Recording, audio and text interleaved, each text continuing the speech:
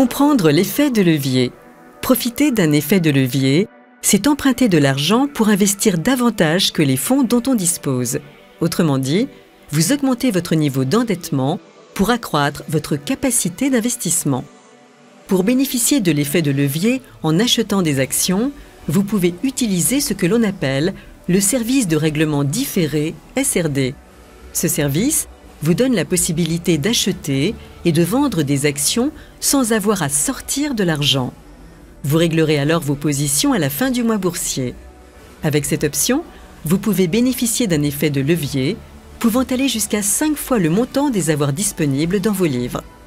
À titre d'exemple, avec 1 000 € sur votre compte titre, vous pourrez acheter à crédit jusqu'à 5 000 € d'actions. Cette option vous permet de maximiser vos chances de bénéficier d'une hausse des marchés, puisque ce mécanisme amplifie les variations. L'effet de levier existe également dans l'univers des ETF. Un ETF à effet de levier ne se contente pas de répliquer son indice de référence. Il amplifie ses variations pour multiplier les gains. Ainsi, un ETF à effet de levier avec un multiplicateur de 2 va doubler la performance de son indice de référence. Par exemple, s'il réplique le CAC 40 et que ce dernier gagne 1% en clôture, cela signifie que l'ETF aura progressé de 2%. L'effet fonctionne également en sens inverse, et une baisse de 2% entraîne une chute de 4% de la valeur de l'ETF.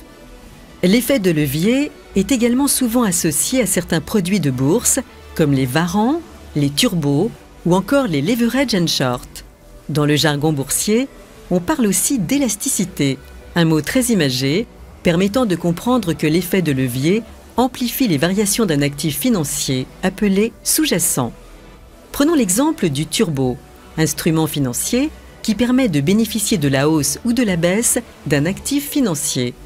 Ce dernier peut être une action, une devise, un taux, un indice ou encore une matière première comme le pétrole. La valorisation de ce type de produit, autrement dit son prix, dépend de l'évolution du cours du sous-jacent.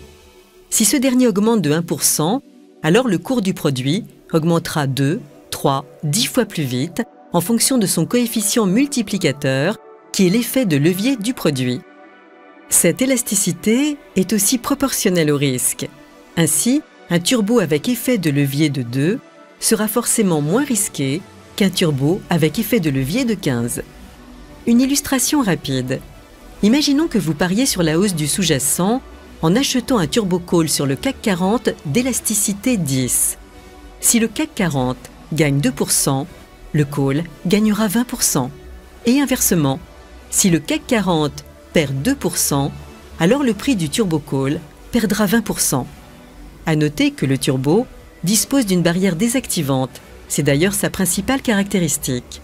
Lorsque le cours du sous-jacent atteint ou franchit cette barrière, le turbo est désactivé, ce qui en cas de scénario défavorable limite la perte au montant de l'investissement initial. Vous l'avez compris, l'effet de levier permet d'amplifier la variation du sous-jacent et donc de multiplier les gains potentiels. Mais attention, cela fonctionne aussi en sens inverse. En cas de mauvaise anticipation, l'effet de levier multipliera les pertes. Gardez donc bien en tête que l'effet de levier est réservé à des investisseurs avertis.